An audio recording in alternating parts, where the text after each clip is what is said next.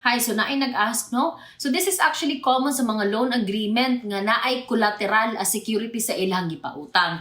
But for creditors, we have to take note nga kung dili ka bayad ang inyong debtor, it doesn't mean nga ma-automatic or ma-transfer na ninyo ang titulo sa yuta sa inyong pangalan. It doesn't work like that.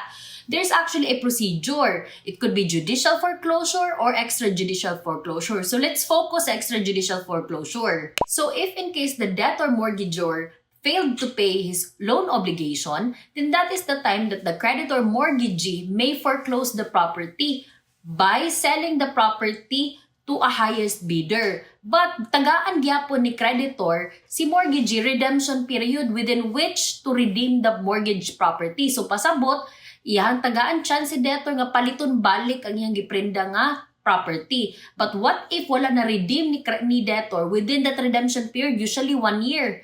Then after that after the period lapse, the creditor will become the absolute owner as the highest bidder. He will become the absolute owner of that mortgage property. So that's the time na nga pwede niya matransfer ang ownership sa yuta sa iyahang pangalan. So I hope that's clear, and that's it for Let's Talk Legal with Attorney Zai.